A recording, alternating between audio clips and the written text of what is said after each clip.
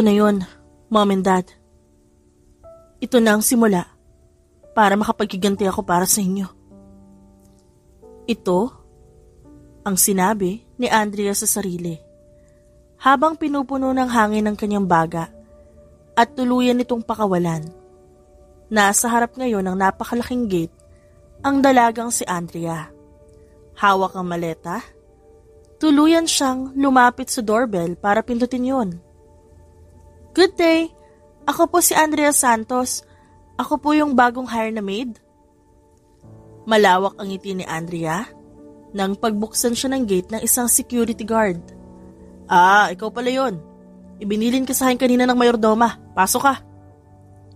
Sinunod nga ng dalagang sinabi ng security guard. Tinulungan naman siya nito sa pagpasok ng dala niyang maleta. Nang tuluyang makapasok si Andrea, saglit siyang natigilan. Hindi lang kasi ito malaking tignan sa labas, kundi mas malaki ito lalo sa loob. Napakalawak nito. Ang pinakamansyon, malayo pa sa mismong gate. Mas lalo lang umakyat ang galit ni Andrea. Dahil kung hindi dahil sa pamilyang to, ganito pa rin sana ang tinitirhan niya ngayon.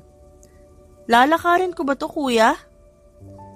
Nakakunot ng bahagya ang noo niya habang tinatanaw kung gaano kalayo ang mismong mansyon. Kung gusto mo. Kung ayaw mo naman, may golf cart dyan na nakaparada sa gilid. Marunong ka ba? Doon lang napansin ng dalaga na merong halos 7 golf cart sa hindi kalayuan.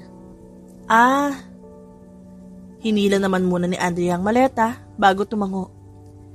Akala ko, lalakarin ko. Mahinang saad niya sa sarili. Habang sakay dito, tahimik namang pinagmamasdan ng dalaga ang paligid. Maya-maya pa, natanaw niya ang napakalaking mansyon. Nang makarating ng tuluyan si Andrea sa harap ng mansyon, kumirot ang kanyang puso. Bigla namang napukaw ang atensyon niya dahil sa isang matinis na tunog ng doorbell na nagparindi ng bahagya sa kanyang tenga. Dahan-dahan na bumukas ang pinto at lumabas ang isang matangkad at may edad na babae. Nakasuot ito ng puting uniforme at may hawak pa itong clipboard. Andrea Santos? Bahagyang tumango ang dalaga. Kitang-kita naman ni Andrea ang makahulugang tingin nito mula ulo hanggang paa. Ako si Miss G. Miss at hindi Mrs. Ako ang mayordoma sa mansyon nito. Tumangutango si Andrea dahil sa sinabi nito. Pasok ka. Ituturo ko sa iyo kung saan ang magiging kwarto mo. Hinila na ng dalaga ang maletang daladala niya at sinundan ang tumalikod ng mayordoma. Ito ang malawak na living room ng mga Saavedra. Hindi na nagulat si Andrea sa malawak na living room. Sa halip, pinipigilan niya lang ang kanyang galit na muli na namang dumadaloy sa kanyang sistema.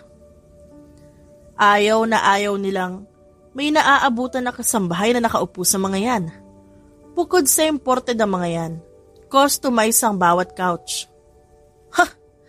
Hindi lang pala sila mga walang puso, matatapobre din. Sigaw ng dalaga sa kanyang isip. Dito tayo. Lumiko sila sa isang hallway. Doon ay sunod-sunod ang mga pintong nakita ng dalaga. Itong dulo ang magiging kwarto mo. Nang buksan ng mayordoma ang pinto, bumungad agad kay Andrea ang hindi kalakihang kwarto. Ngunit hindi rin naman maliit. May isang kama doon na may pagkamalaki din ng konti. May sariling salamin na table. Ilagay mo muna dito ang maleta mo. Ipapakita ko pa sa iyo ang ibang parte ng mansyon para mapamilyar ka kaagad. Ang ayoko pa naman sa lahat, yung tatanga-tanga. Sinunod naman ni Andrea ang sinabi ng mayordoma.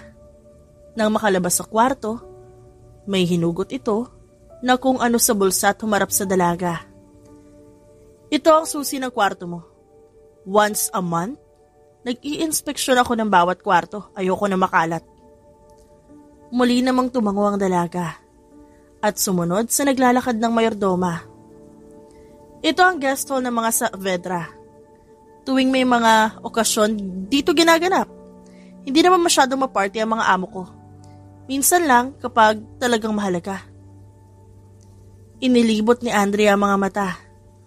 Oo nga't sanay siya sa dating marangyang buhay. Ngunit ngayon, tila nahihilo siya habang tinitignan ng mga mamahaling chandelier, vase, at iba pang display sa guest hall.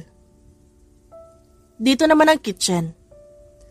Nakita doon ng dalaga ang dalawang lalaki na nakasuot na parang mga chef ang mga ito at ilang kasambahay na mukhang abala sa kanya-kanyang ginagawa. Twice a week, nandito ang mga chef ng mga Saavedra. Teka nga, dahil sa biglaang pagharap ng mayordoma, natigilan si Andrea at bahagyang napaatras. Ang kinis ng kutis mo.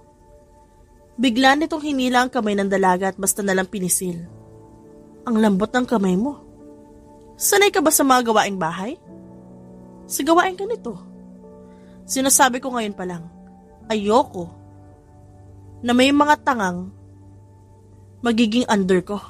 Maliwanag, huwag mo kong pahihirapan na pagsabihan ka. Maingat na binawi ni Andrea ang kanyang kamay bago tumango.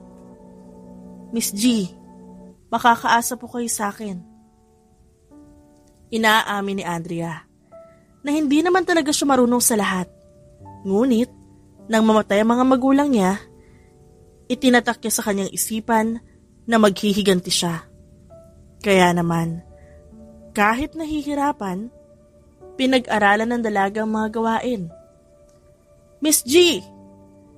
Sasagot pa sana ang mayordoma sa dalaga nang may isang kasambahay ang nagmamadaling naglakad palapit dito. Dumating na po ang mga Saavedra. Nagpanting ang tenga ni Andrea.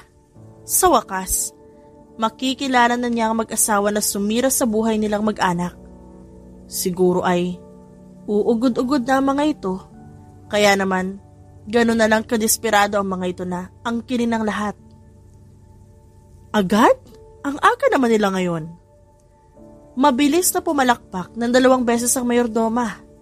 Dahil doon, humanay na para mga expert ang mga kasambahay. Pati na rin ang ilang guards na nasa loob ng mansyon.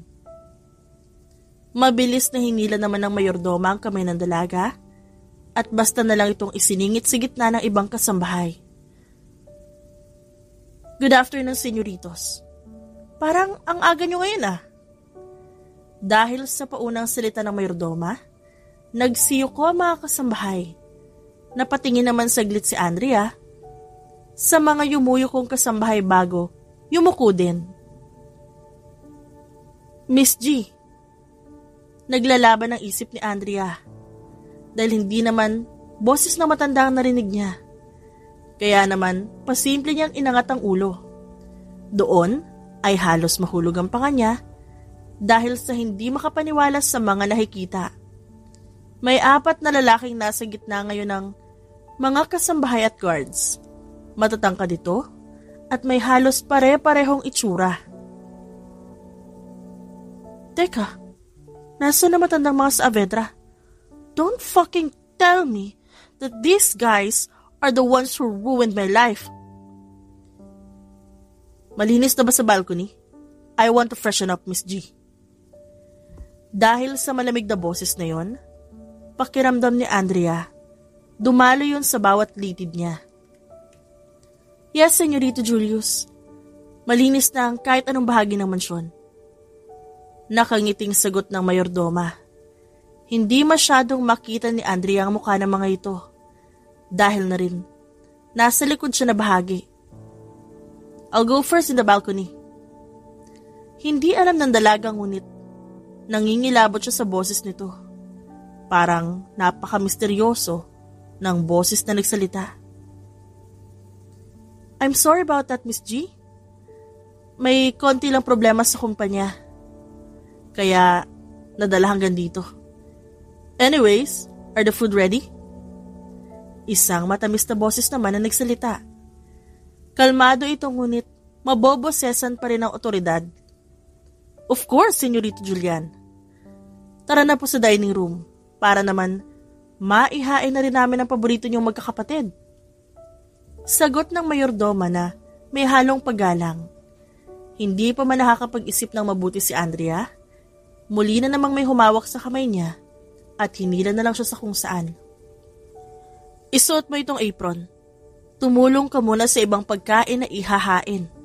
Mamaya natin ituloy ay papaalala ko sa'yo. Huwag kang papalpak. Hindi pa man gano'n nagsisingkin ng mga nangyayari? Tumango na lang ang dalaga bago tanggapin ang inabot na bowl sa kanya. You're such a lousy person, Jo Marie. Tumigil ka. Mamaya biglang bumalik si Julius at ikaw ang pag-initan niya. Ito ang narinig ng dalaga nang pumasok siya sa dining room. Doon natagpuan ng mga mata ni Andrea ang tatlong lalaki na parabang namumukod tangi ang kagandahang lalaki ng mga ito. What the fuck, Andrea? Fix your fucking brain! Umiling-iling siya bago tuluyang inilagay ang bowl sa malawak na lamesa. Patalikod na sana ang dalaga nang biglang may magsalita. Wait! Natigilan siya at bahagyang napalunok ng laway. Kunwari siyang nagtataka na humarap sa nagsalita. Are you new?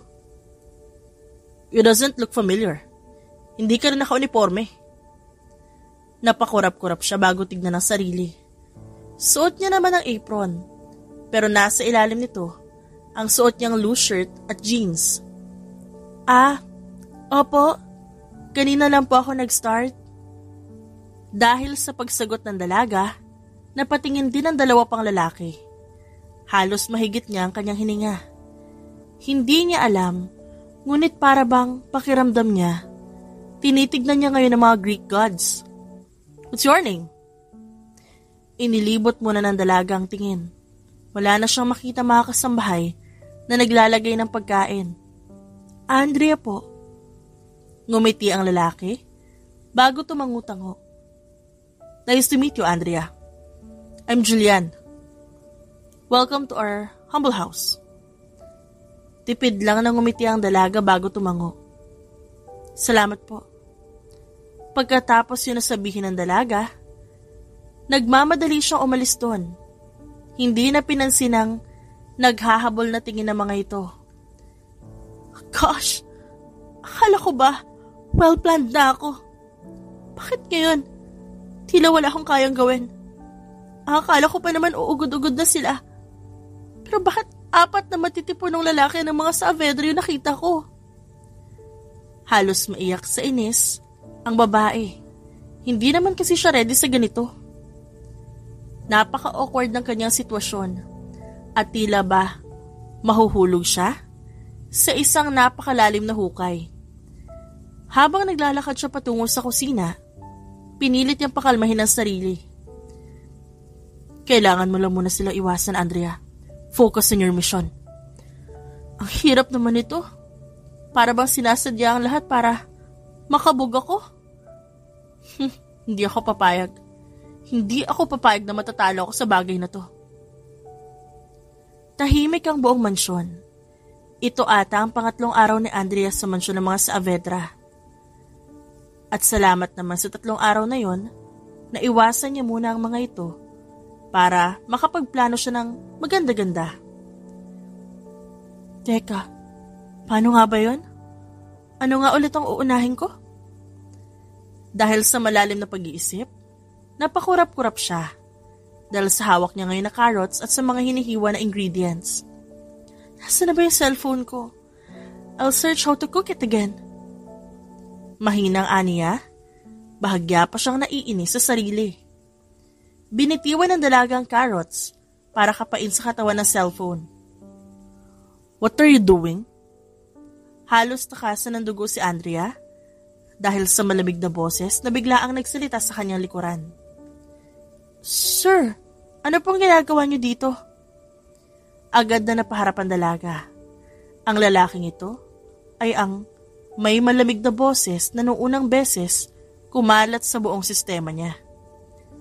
I'm the one who asked you first. Do you even know how to cook? Napalanok si Andrea ng laway bago tumalikod at muling hinawakan ng carrots na hindi nga niya alam kung anong gagawin niya. Oo naman sir, marunong naman ho ako magluto. Depensa ng dalaga, habang kunwari, hinawakan ng kutsilyo at sinimulang hiwain ng carrots, kahit hindi naman niya talaga alam kung paanong style ba niya gagawin yon. Really? I'll watch you from here, so I can learn how to cook from you. Putik! Pwede bang tantanan ako ng mokong na to? Hindi ba niya nararamdaman na natataranta na nga ako dito? Baka gusto niya sa kanya ko gamitin tong kutsilyo na hawak ko. Sigaw niya sa isipan. Peke ngumiti ang dalaga bago umiling. Hindi po kasi ako komportable na may nanonood sa akin habang may ginagawa ako. Pwede naman po kayo sa balcony. Total, favorite spot mo naman yun. Aniya at may pag-ira pa sa isipan. No? I'll watch you. Dahil sa sagot ng binata, humigpit ang pagkakahawak niya sa kutsilyo at palihim na umirap. Bahala ka, sir. Saglit na ipinikit ng dalaga ang mga mata para alalahanin ng mga memorya kung paano niya panoorin ang personal chef nila noon. Habang umaagos ang alaala sa isip ni Andrea, lumalalim naman ang pag-focus niya sa ginagawa. Dahil sa aura na lumalabas sa dalaga, bahagyang napataas ang kilay ni Julius. Misteryosa ang pagkakakilala ng dalaga para sa kanya. Pakiramdam ni Julius may tinatago ang babaeng ito. Habang pinagmamasdan to ni Julius, hindi niya mapigilan ang matawa sa kanyang loob. That's wrong. I'll teach you how to properly cut potatoes. Sabi ni Julius habang naglalakad palapit kay Andrea. Okay sir. Sure ka ba dyan? Tanong naman ng dalaga dahil mukhang wala na rin siya magagawa. Relax ka lang. I'm not here to judge you. I'll just teach you for now, since I don't want to eat trash dish. Sagot ni Julius, lihim na napairap ang dalaga. Trash dish, my ass. Aniya. Gusto niya isigaw yon, ngunit pinigilan niya ang sarili. Fine. Pero kung mali ang hiwa ko, huwag ka magalit. Kinuha na ni Julius ang isang patatas. Maingat naman yung tinignan ni Andrea. Ganito dapat ang paghiwa. Dapat pare-pareho ang laki para pantay ang luto. Okay. So, like this? Tanong ng dalaga habang nagsisimula na ring maghiwa ng isang patatas. Hindi ganyan. Dapat ganito ang angle. Nilapitan ni Julius ang dalaga. Maya-maya pa, naramdaman ni Andrea ang paghawak nito sa kanyang kamay. Natigilan ang dalaga dahil sa pagkabigla. Hindi niya alam pero ramdam niya ang init mula kay Julius. Ganito ba? Yes, perfect. Now, just follow through. Sagot nito na para bang wala itong kaide-ideya sa kung ano ang dulot ng kamay nito sa kamay niya. Ang simpleng hawak na yon, naghatid ng kakaibang kuryente kay Andrea. Nagpatuloy ang dalawa sa paghihiwa ng patatas. Tuluyan namang naikalma ng dalaga ang sarili. Okay, let's move on to the onions. Habang kinukuha ni Andrea ang mga sibuyas, tumikim siya. So sir, ano mga dishes na paborito mo? I'm okay with anything. Basta malinis at masarap. Tumangutang ang dalaga at may naisip na naman. What if lagyan ko ng pampasakit ng tiyan ng pagkain? Kaso hindi. Magsususpecha sila sa akin for sure. Okay, tapos na yung mga onions. Ani Andrea, habang inilalagay ang mga yun sa mangkok. Good job! Ngayon, ilagay natin ang lahat sa kawali. Mahinang usal ni Julius at hinawakan ng kawali. Iniabot ng binata ang sandok sa dalaga. Tinanggap naman yun ni Andrea at hinalo-halo niya ang mga sibuyas na nasa kawali. Okay, let's do the next step. But you're the one who needs to know about the seasonings para maging pamilyar ka. Dapat ba matamis? Nope, it should be balanced. too much na isang flavor, nasisira ang dish. Okay, sige, susunod na lang ako sa'yo, sir. Nek-nek mo. Ifa-follow ko? Kung pwede lang talaga, baka hinampasta kita. Yun ang sabi niya sa isipan. Salungat sa ginagawa niya sa katotohanan. Muling nagpakawala ng peking ngiti ang babae. Baka hindi ito maging masarap. Relax. Kahit na hindi perfect, it's the effort that counts. Salamat, sir, ha. Salamat sa pagtulong. Pagkatapos timplahan, inamoy ito ni Andrea. Kumukulo na ito at pakiramdam naman niya. Mukhang masarap naman ang kalalabasan ng niluto niya. Niluto nila. Ready to taste? Tanong ni Julius. Parang may pasuspense pa sa tono nito. Oo na, sige na. Kumuha ng ibang kutsara ang babae. At natutuwang tinanawang niluto. Inabot ng dalagang kutsara sa binata. Kumuha na muna siya ng sabaw ng menudo bago ito tuluyang iniabot kay Julius. Wow, not bad. Tumatangu-tangu ito habang kinukuha ang serving spoon at naglagay doon ng piraso ng patatas at karne. It's actually delicious. Hindi naman agad naniwala si Andrea. Kaya marahan niyang kinuha ang kutsara na ginamit ng binata bago sinalinan nito mula sa serving spoon. Hinipa niya muna bago tuluyang tikman. Wow! Bago pa matapos ang sasabihin niya, naagaw ang atensyon niya dahil sa binata. Tahimik lang itong nakatitig sa kanya. Bakit, sir? It's my spoon. Doon lang napagtanto ng dalaga ang ginawa. Napaiwas tuloy ng tingin ng dalaga at hindi alam ang ikakatwiran. Senyorito Julius, anong ginagawa niyo dito sa kitchen? Andrea, nasa na ibang kasambahay? At ano yung ginawa mo? Nagluto ka? Wala sila eh.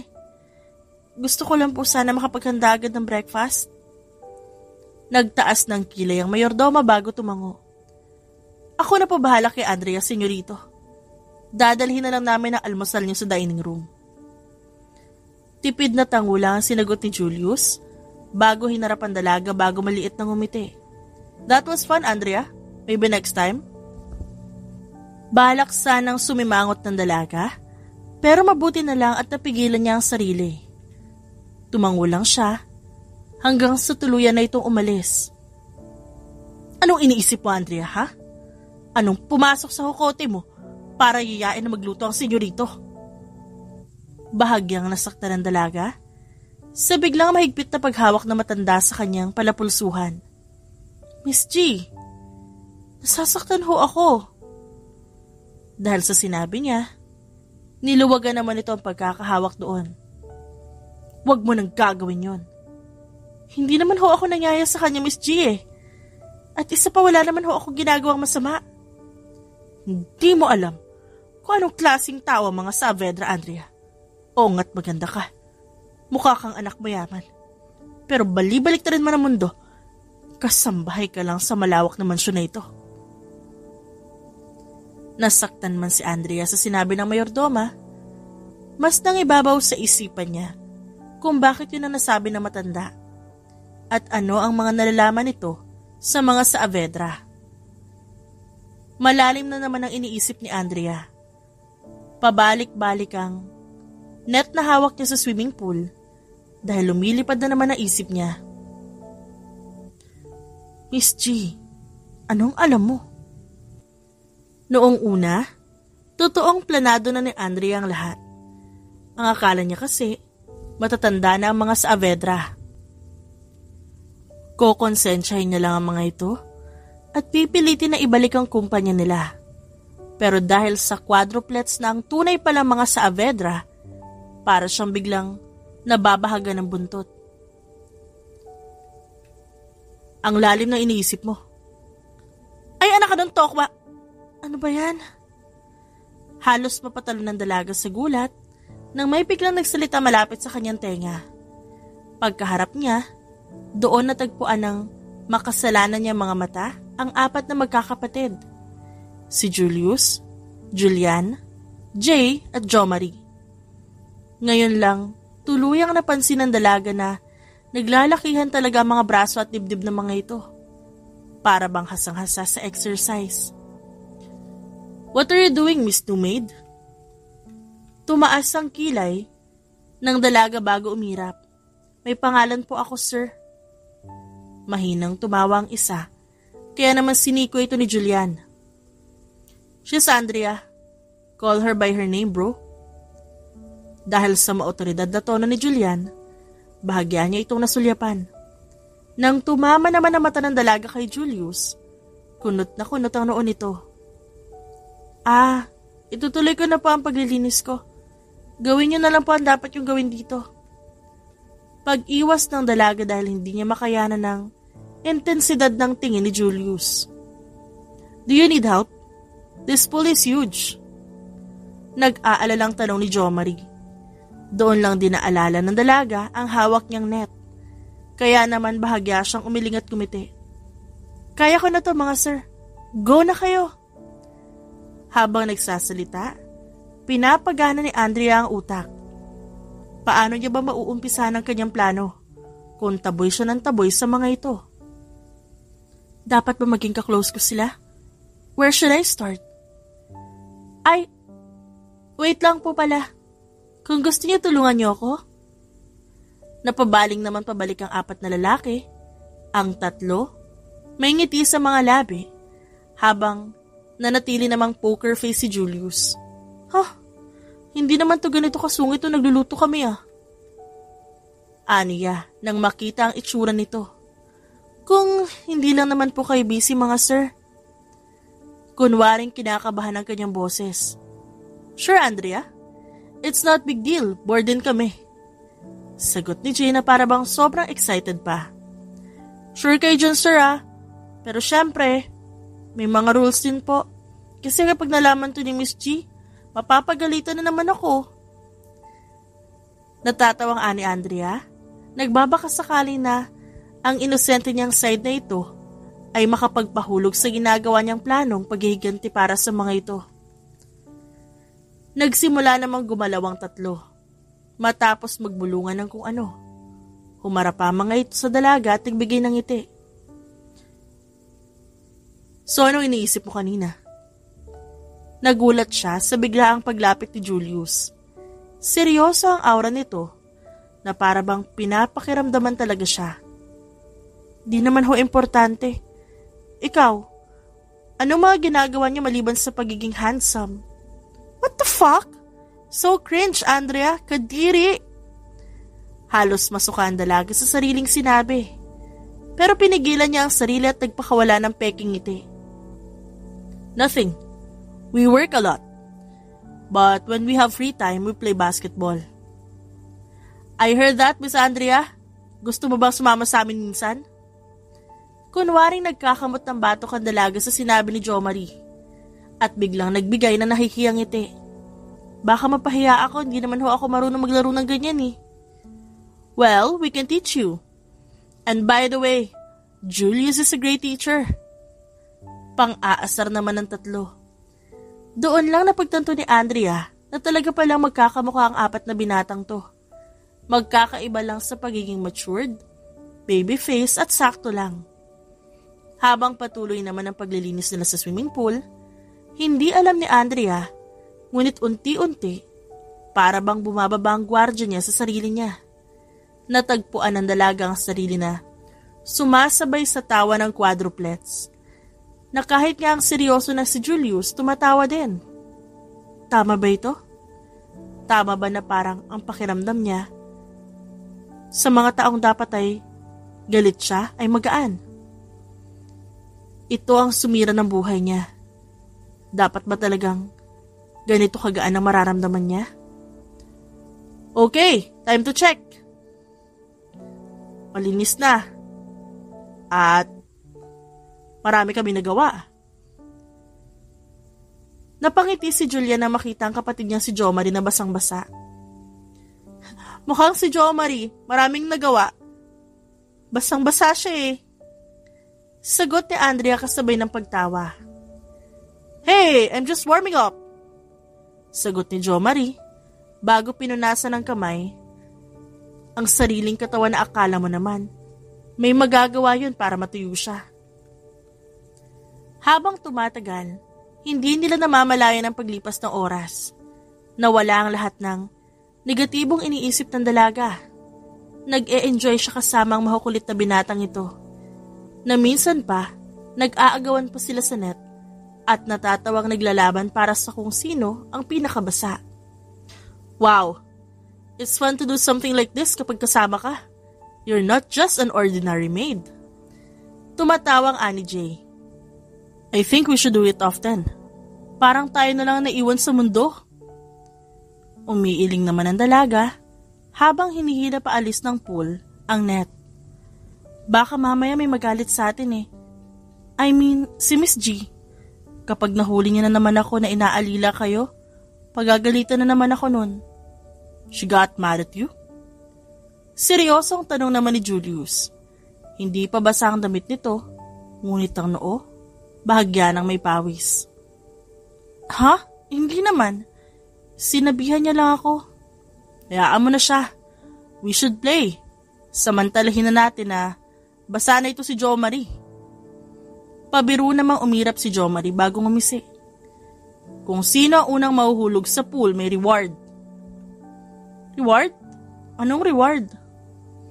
Anong gusto mo? Kunwari, a date with me?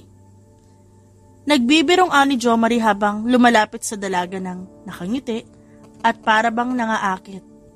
Napaiwas tuloy ng tingin si Andrea. Anak ng toko at baboy naman to. Bakit pa panalo mga face card ng quadruplets na to? Ano? Date? Huwag kang masyadong assuming, sir, ha? Para-paraan ka. Nagtawa na ng mga ito. Lahat ay nakitawa at hindi naramdaman ni Andrea ang pagiging killjoy ng kahit sino.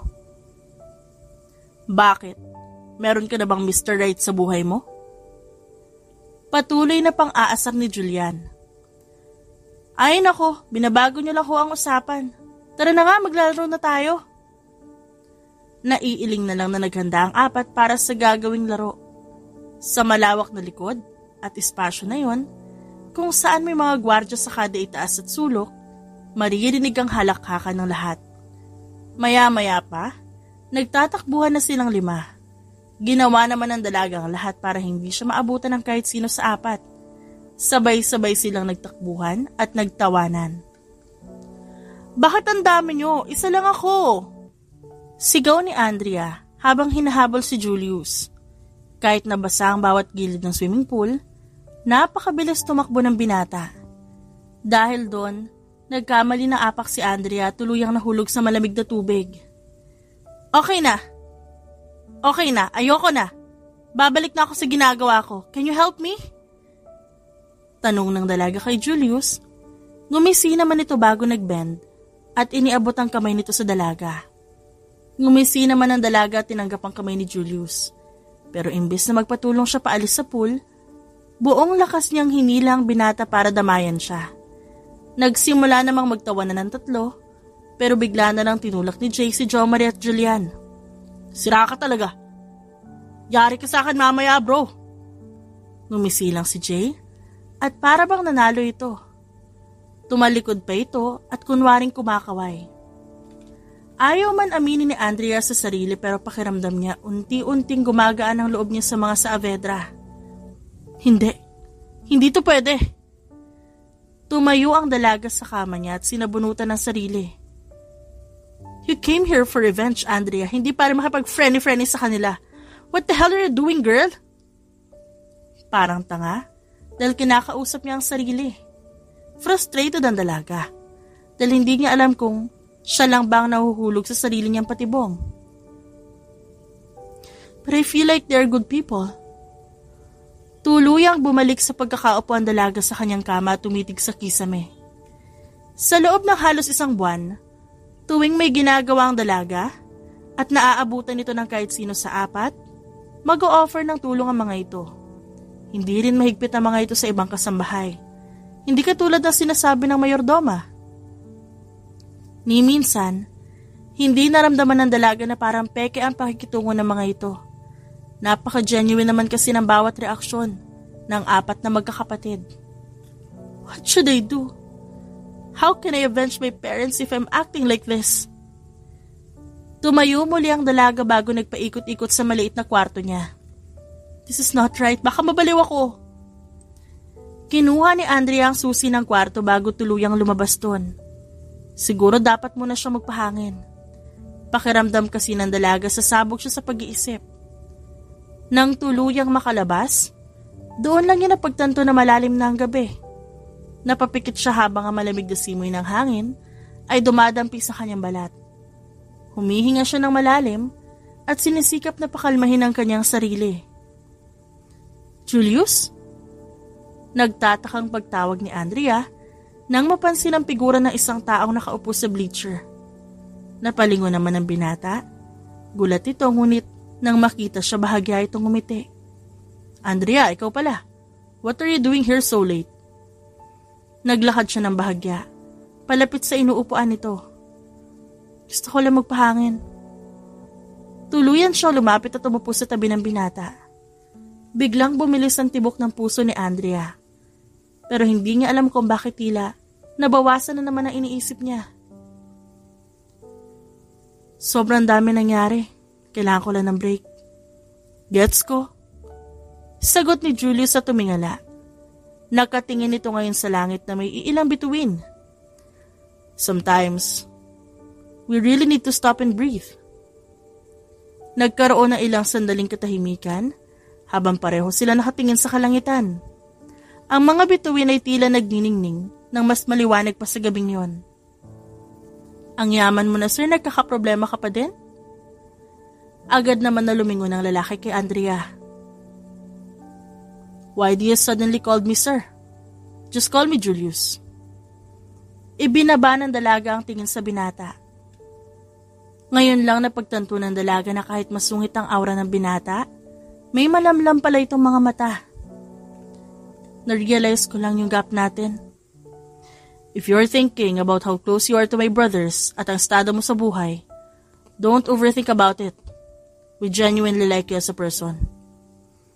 Umiwas ng tingin si Andrea at lihim na napakuyom ng kamao. How the fuck that this person is one of the people who ruined my life? Silang may kasalanan ng lahat. I should be mad. Dapat pinaglalaban ko ang nangyari kina mom at daddy. Yun ang tumatakbo sa isipan niya. Siguro napaka-powerful niyo. Narinig ko ang ibang kasambahay na yung billionaires daw kayo. Bakit kapag nandito parang ang simple niyo lang? Our parents taught us to be humble. And we love this mansion. At isa pa, safe space ang mansion na to. Kaya dito lang kami nagiging chill. Outside world is cruel. Cruel? Yun ang paulit-ulit na bumaon sa isipan ng babae. Kayo ang may kasalanan ng lahat na nangyari. Paano niyo masasabing cruel ang mundo kung nandito kayo sa ligtas na espasyo? What do you mean, Andrea? I didn't do anything bad to you. Pero nandyan kayo. Ang pamilya niyo ang dahilan kung ba't ako naghirap. Tumindig ang boses ni Andrea at hindi niya naitago ang galit. Naramdaman niya ang sumisiklab na pag-apaw ng damdamin sa kanyang dibdib. Paano niyo nagagawang magpanggap na mabuting kaibigan sa akin? How can you act like you're a good person? Andrea, wala kaming ginagawang masama sa'yo.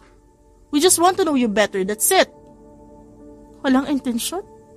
Na masama? Really? Kayo ang dahilan kung ba't nawala ang mga magulang ko. Kayo ang dahilan kung ba't ako nag-iisa. Andrea, are you okay? Inaanto ka na ata. I should lead you to your room. Pagod ka rin, dapat magpahinga ka na. Napakurap-kurap ang dalaga. Doon niya lang na-realize na imagination lang ang conversation niya kasama si Julius. Ha? Oo, magpapahinga na ako. Bago pa man makatayo ang dalaga, inalalayan na ito ni Julius. Napaigtad tuloy si Andrea sa biglaang kuryente na dumaloy sa kanyang sistema. Kaya ko na, thank you. Ang akala ni Andrea, nasagot na ang nasa isip niya. Pero heto siya ngayon, mas lalong naguguluhan. Bakit ba kasi nakikiepal ang puso niya? Lumipas pa ang mga linggo, tuluyang gumaan ang loob ni Andrea sa quadruplets na sa Avedra. Kahit ano pang pagpipigil niya sa sarili, hindi niya na makapapa ang kung anong bagay na magpapatuloy sa kanyang paghihiganti. Para bang kahit hindi niya alam ang katotohanan, pinapatawad niya na agad ang mga ito. Miss G, magli-leave po muna sana ako ngayon. Balak ngayon ni Andrea na bisitahin ang puntod ng mga magulang niya. Gusto niya magpaalam sa mga ito at humingi ng tawad. Ngayon? O siya sige. Total wala naman ngayon ang mga amo. Basta bumalik ka bukas. Tumango ang dalaga bago hinugasan ang mga kamay. Salamat, Miss G. Nang tuluyan na makalabas si Andrea sa mansyon, saglit pa siyang nanibago. Ilang buwan din kasi siyang hindi lumabas doon. Mom, Dad, I'm sorry kung ngayon lang ako. Naupo ang dalaga sa tabi ng puntod ng mga magulang. Ang totoo, hindi man lang nakita ni Andrea ang mga magulang sa huling pagkakataon. Kahit gaano nagpumilit ang dalaga noon na makita mga ito, hindi pumayag ang lahat. Dahil sa malakas na naging impact ng car accident, nasira daw ang mukha ng mga magulang niya. Dala-dala niya ang sakit na yun hanggang ngayon. Nakilala ko ang mga sa Avedra. Nung una akala ko uugod-ugod na sila. Natawa ang dalaga kasunod ng pagpunas ng luha. But I was shocked to see handsome quadruplets. Ang kaso, hindi lang sila mga gwapo. Sila din yata yung pinakamababait na taong nakilala ko. Isinubsob ng dalaga ang mukha sa palad at doon humikbi. But how can those person be that genuine? They're the one who ruined their lives. I should be mad, right? I should seek revenge. Pero hindi ko man lang makapasa sa sarili ko ang kagustuhan na may masaktan sa kanila. Pakiramdam ko tuloy. Nag-backfire sa akin lahat. How can they ruin a life and be the kindest people? Matapos mag-rant sa puntod ng mga magulang, naramdaman niya ang paggaan ng kanyang dibdib. Ngumiti siya at hinaplos ang pangalan ng mga ito. Habang naglalakad palabas ng sementeryo, napansin ng dalaga ang pamilyar na sasakyan sa hindi kalayuan. Doon naman niya tuluyang napansin ang pamilyar na figura. Jay? Pagtawag niya sa binata. Nakakunot ang noon nito pero agad din ang ngumiti na makita siya. Andrea, what are you doing here? Umiling siya bago tuluyang lumapit. May binisita lang. Kayo? Ang akala ko nasa kumpanya kayo. Anong ginagawa niyo dito sa sementeryo?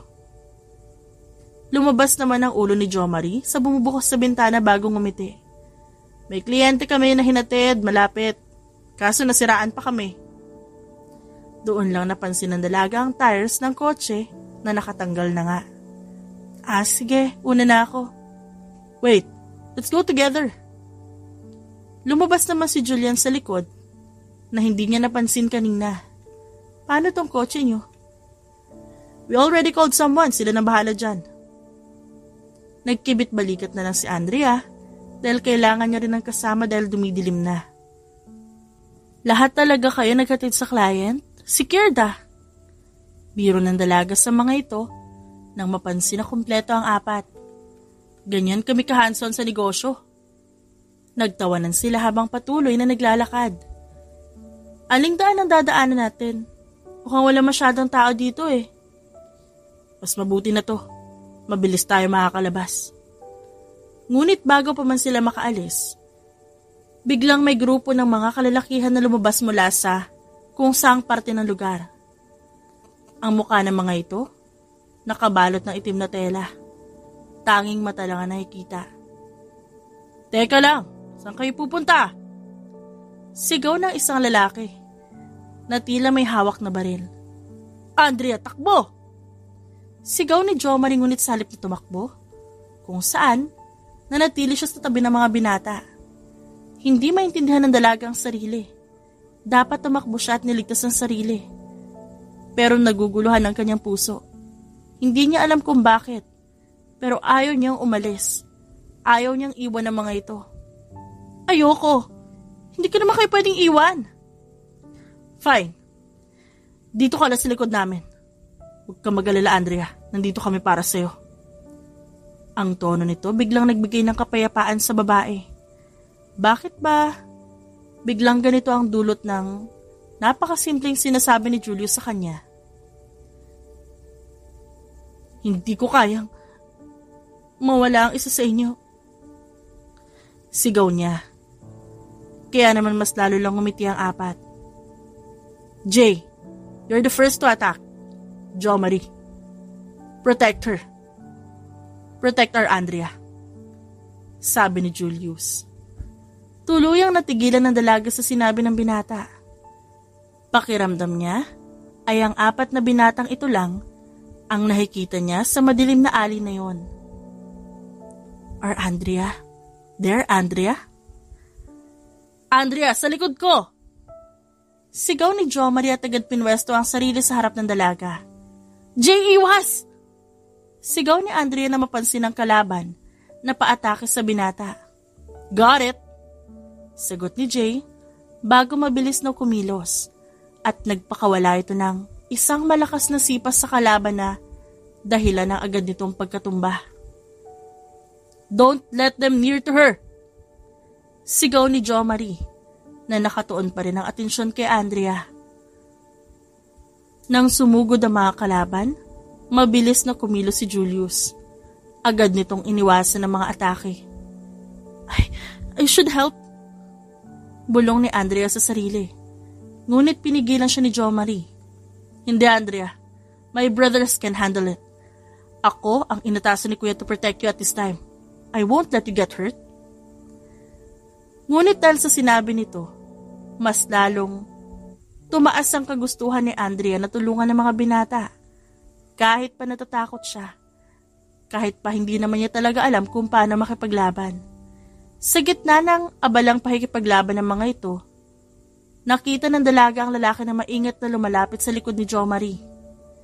Kaya naman walang pag-aalinlangan na kinuha ng dalaga ang bote sa daan at malakas itong hinampas sa lalaki. Good job, Andrea! Sabi ni Jay habang pinipigilan ng isang kalaban na umatake sa kanya.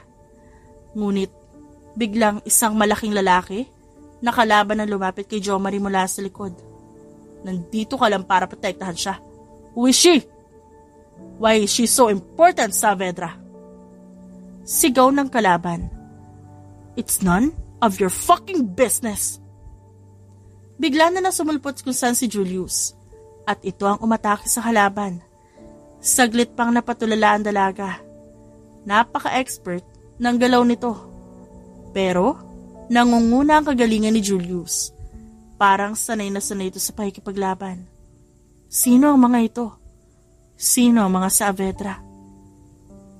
Andrea. Dahil sa pagtawag na yon, nahulog ang luha sa mga mata niya.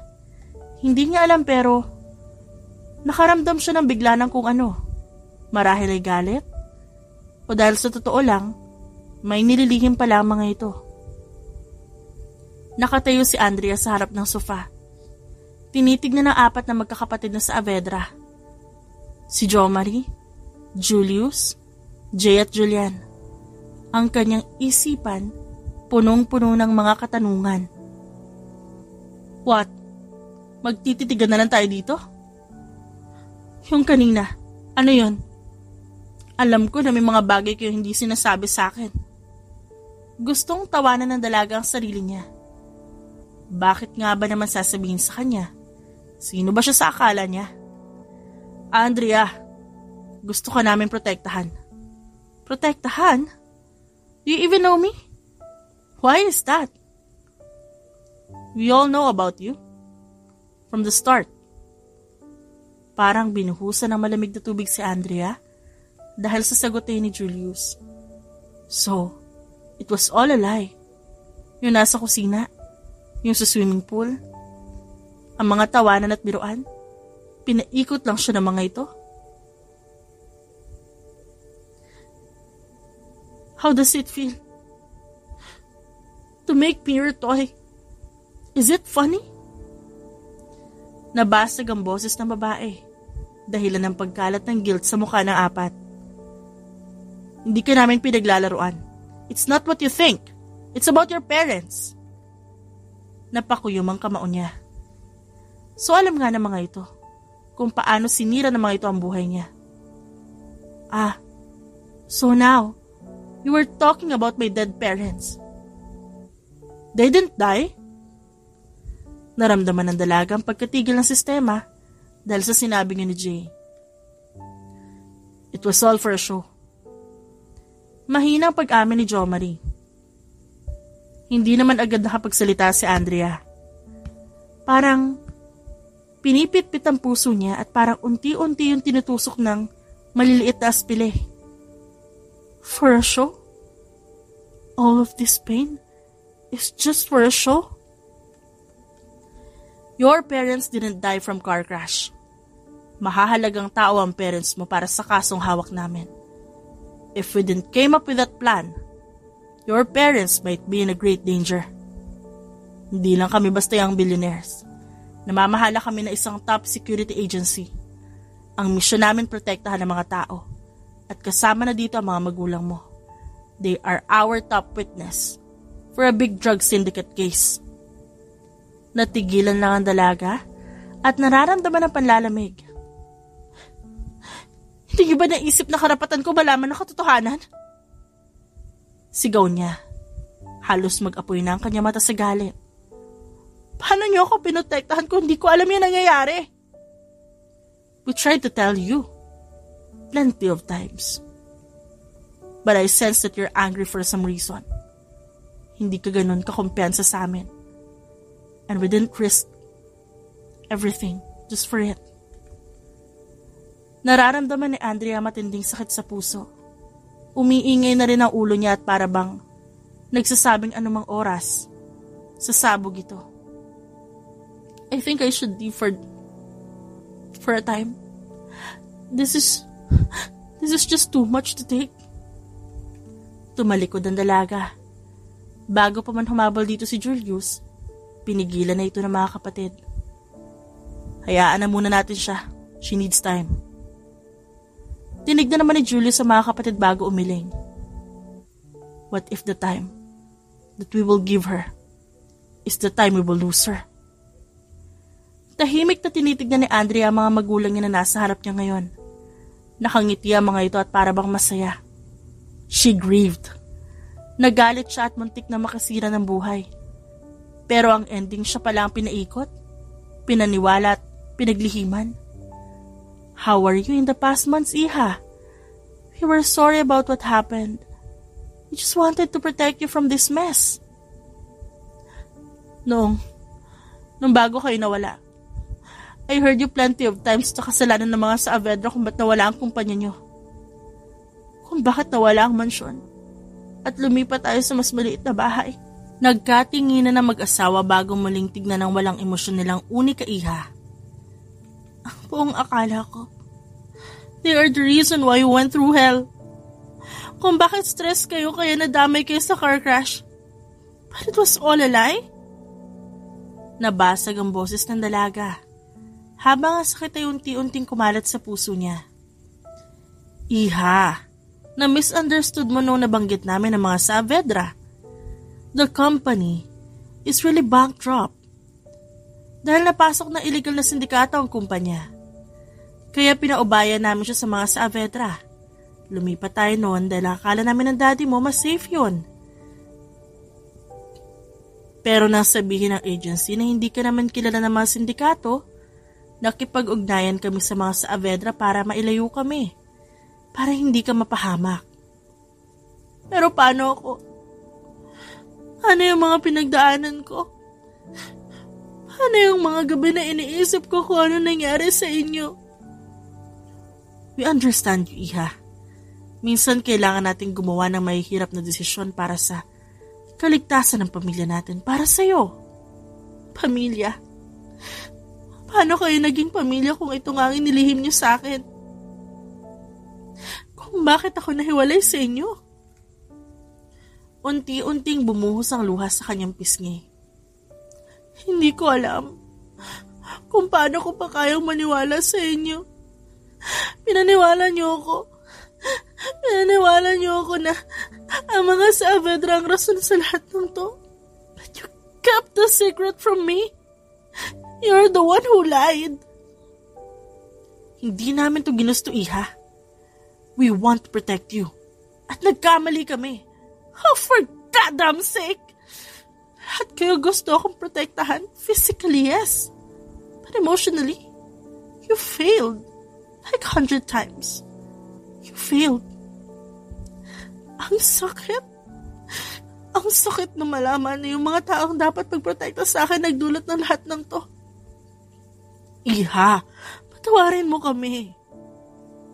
Ngunit ang sakit sa puso ni Andrea, hindi pa rin nawawala. I don't know, Ma. I think I should leave. Magsimula tayo muli. After this mess, let's start over, anak. Tumingin si Andrea sa kanyang mga magulang.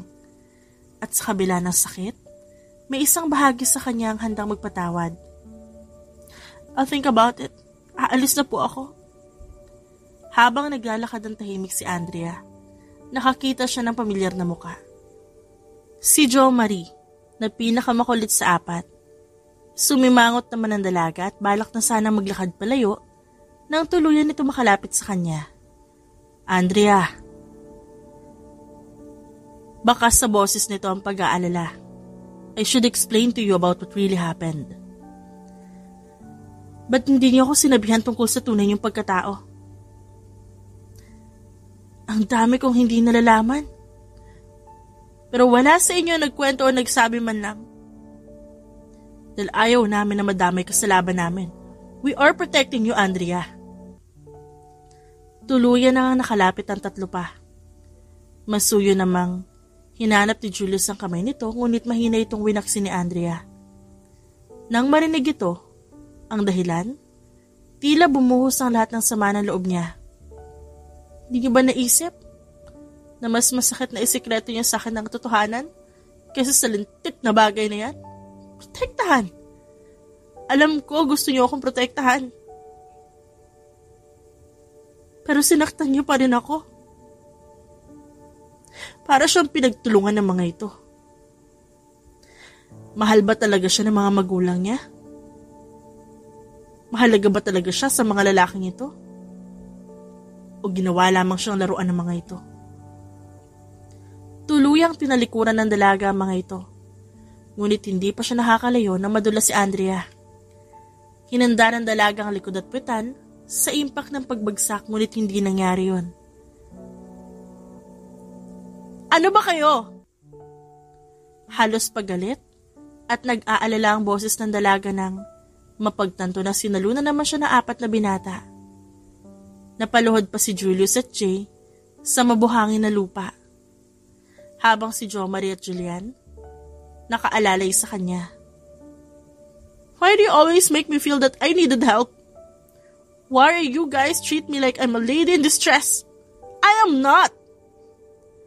Umiwas naman ang tingin ng 4. Ngunit hindi nakatakas sa mata ni Andrea ang bumalot na sakit sa mga ito.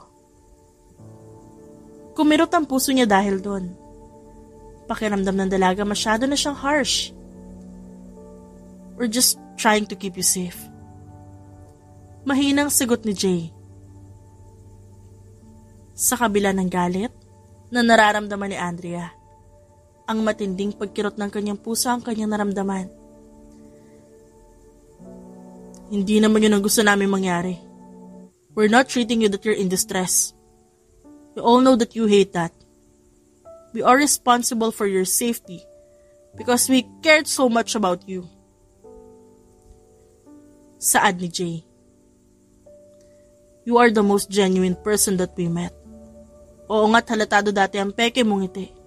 But eventually, you open up your heart for us. Namdaman namin agad na we needed to protect you. Genuinely. We needed to protect your laugh, your smile, genuine reaction. We cannot afford to lose an amazing person like you, Andrea. Hindi alam ng dalaga kung anong magiging reaksyon dahil sa sinabi ng mga ito. Pakiramdam niya biglang tumigil ang mundo niya sa pag-ikot at tumahimik ang paligid. Can you forgive us for not telling you? Tuluyan ng umagos ang luha ng dalaga na pilit niyang pinipigilan. Ikinurap-kurap niya ang mga mata bago inirapan ng mga ito. Ano akala niyo? Mabobola niyo ako sa mga salita niyo? Humikbi ang dalaga bago tinignan ng 4 na binata na nag-aalala. Halika nga kayo! Malawak na ibinuka ng dalaga ang braso para sa malawak at mainit na yakap. Matamis naman nang umiti ang mga ito at hindi nagsalita. Basta na lang silang sumugod sa braso ng dalaga. Don't you ever lie to me again. Kahit pa pinoprotektahan niyo lang ako. Sunod-sunod ang pagtango ng mga ito na para bang mga bata.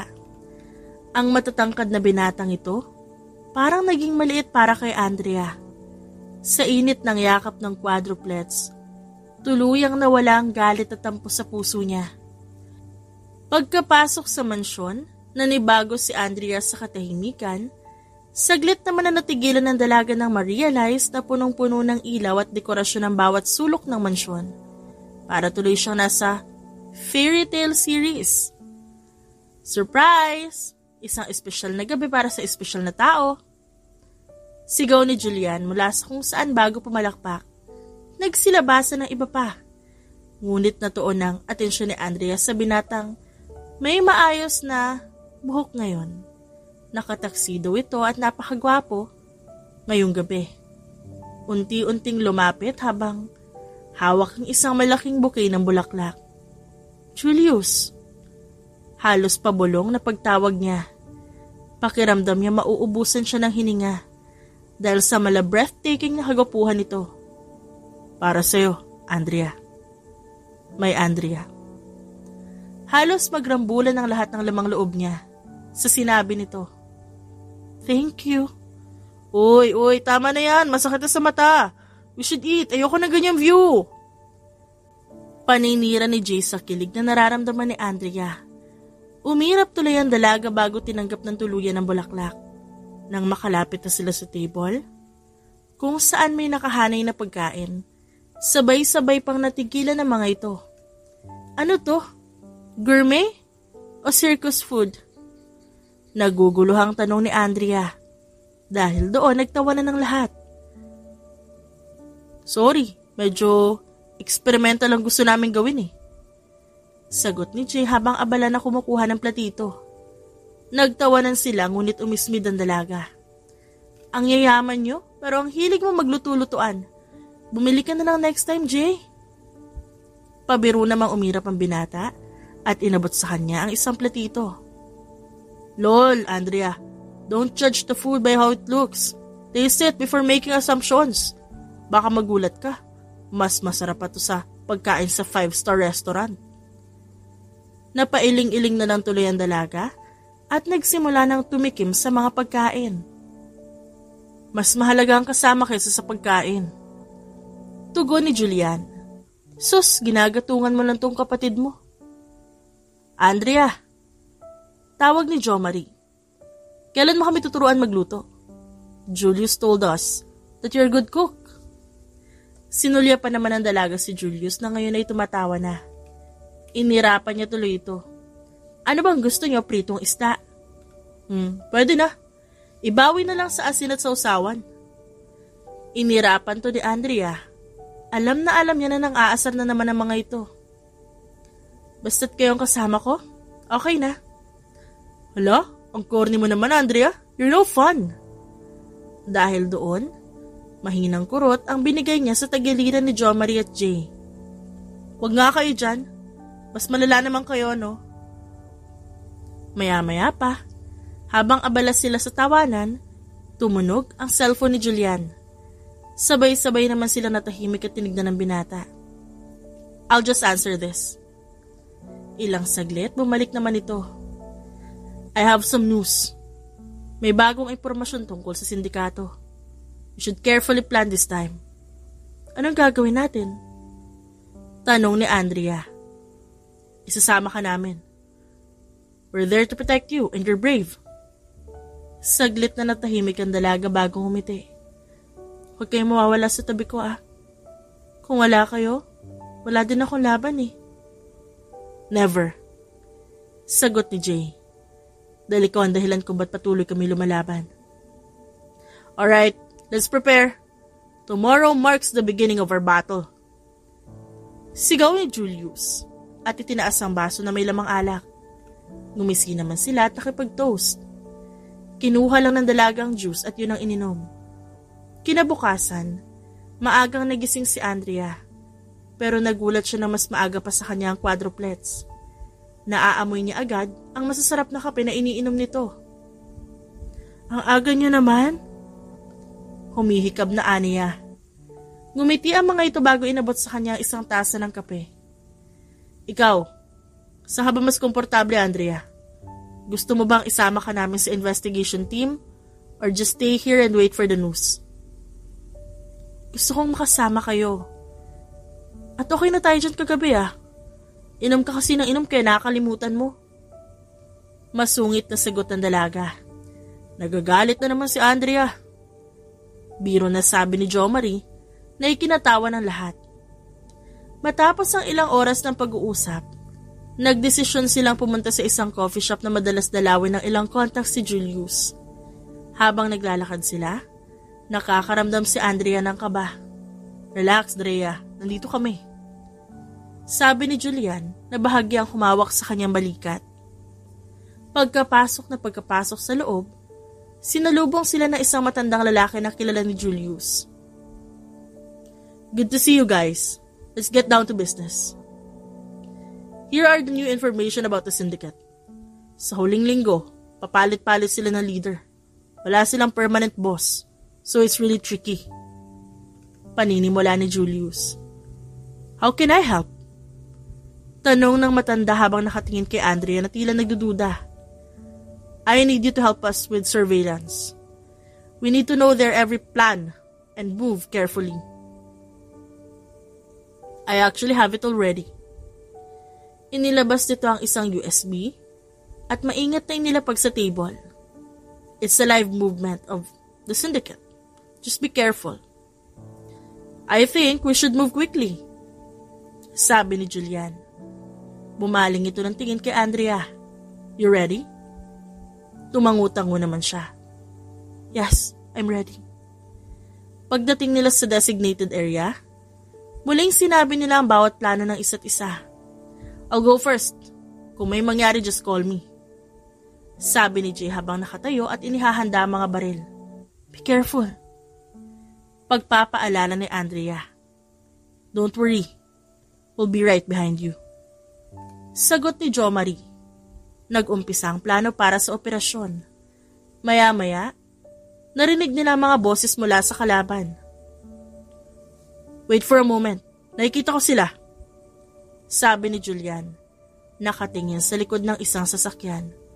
We should be careful. Masyado sila malapit. Let's move.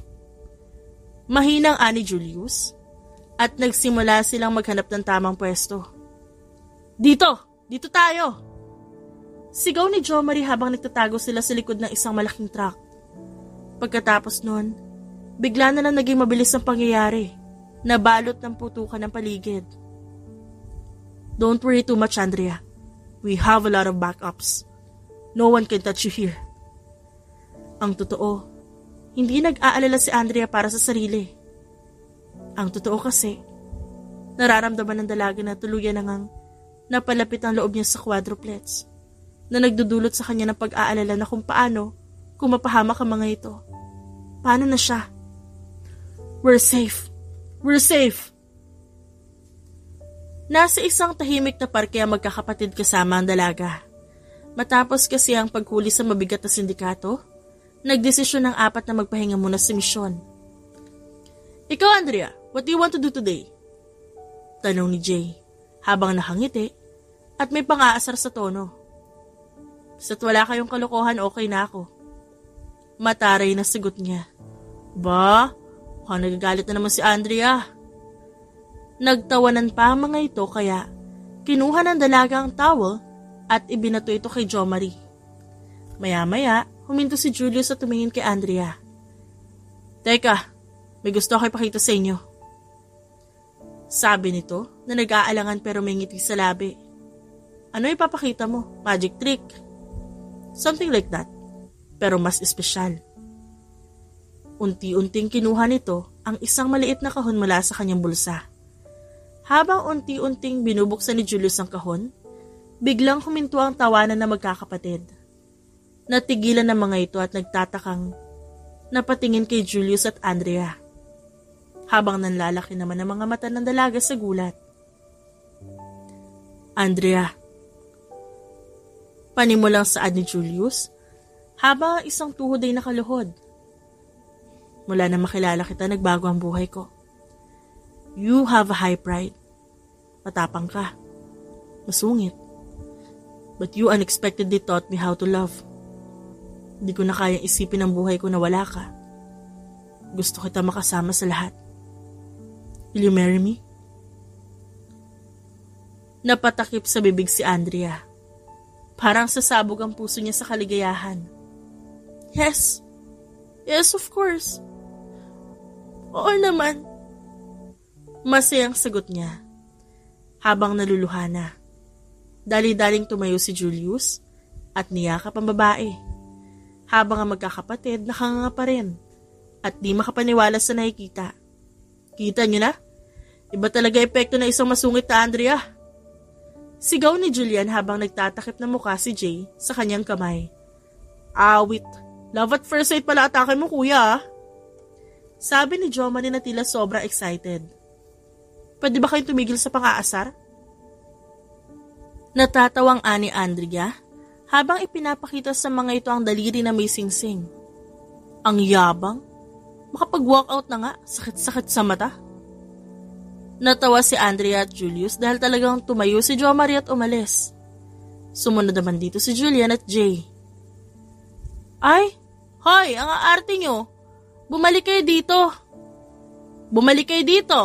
Ang taas ng kilig ko eh. Di ko kayang dalhin to mag-isa. Tumatawang sigaw ng babae. Wala kaming pakialam. Sakit na mata namin sa inyo. Puro kayo cheesy moment. Sigaw ni Jo Marie mula sa malayo. Sus, magpa-party tayo mamaya. Kaya dapat lumapit na kayo dito. Sigaw niya sabay tingin kay Julius na abala sa paghalik sa kanyang noo. I am ready for any party. Basta ikaw ang kasama ko. Sagot ni Julius. Ang mga mata nito nagsusumigaw kung gaano kamahal nito ang dalaga. Nakaharap si Andrea sa mga magulang. Naghihintay ang mga ngiti ng mga ito. Mom, Dad, sa kabila ng lahat na nangyari, natutunan ko na ang galit ay hindi makakatulong sa akin. Nagalit ako sa inyo dahil sa mga desisyong ginawa nyo. Pero ngayon naiintindihan ko na po. Pinrotektahan niyo ako kahit na I didn't like the way how you protected me. Pinili niyo ang kaligtasan ko. Kahit na akala ko iniwan niyo ako. Ang totoo, patuloy kayo nagmamalasakit. And I forgive you. Anak, we miss you so bad. And we are so proud of you. Iniyak ng babae ang natitirang bigat sa kanyang dibdib. Siguro, may rason talaga ang lahat kung bakit nangyari yon. Baka kaya nangyari ang bagay na yon ay dahil kailangan niya makilala ang mga Saavedra. Baka talagang nakasulat sa kanyang kapalaran na kailangan niya makilala si Julius, ang lalaking minamahal niya ng sobra ngayon. Bago kayo umalis, may gusto akong ipakita sa inyo. Mahinang anang dalaga bago kinuha ang kanyang cellphone at may pinindot na kung ano.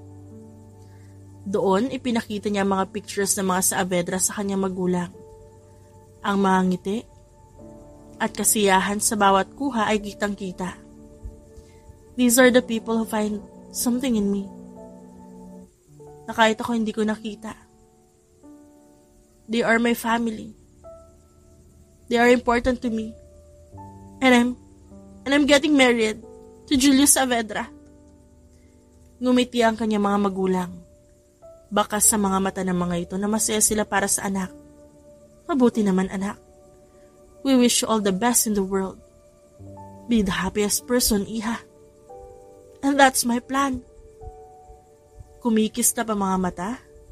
Nasaad ni Andrea habang malawak ang ngiti sa kanyang mga magulang bago tuluyang nagpaalam. Tagal mo? We've been waiting for like decades, no? Pabirong umismid ang dalaga, ngunit agad din namang napalitan ng ngiti dahil sa napakagwapong postura ng quadruplets. Wow! Mukha kayong mga tao ngayon. Nakataksido ang mga ito at maayos ang buhok. Nakasandal si Jay at Julian sa Lamborghini habang si Jo Marie ay nasa isang sports car at nakashade pa. Let's run from them. Pilyong anyaya ni Julius. Nakangiti namang tinignan ng dalaga ang kamay ng fiancé na naghihintay sa kanya. Yes, let's run from them. Kasunod nun ay naramdaman na ni Andrea ang paghampas ng hangin sa kanyang mukha at buhok dahil sa mabilis nilang pagtakbo. Ano na naman to? Kayo talaga dami niyong pauso. Sigaw ni Jo Marie na lumabas pa sa sports car at hinubad ang shades bago ito humabol sa kanila. Hey! Wait for us! Humalakak si Andrea. Ang apat na lalaking ito na may maayos na buhok at nakataksido pa, heto ngayon sa ganitong oras tumatakbo na parang walang bukas. At sa mga oras na ito, habang ang hangin ay dumadampi sa bawat parte ng katawan ni Andrea, napangiti siya ng malawak. Dahil ang paghihiganti na inumpisahan niya, isang pagkakamali. That her revenge on the quadruplets gone wrong. Dahil heto siya ngayon. Hawak ang kamay ng isa sa mga Saavedra. At ang tatlong kulukoy, patuloy silang hinahabol. The end.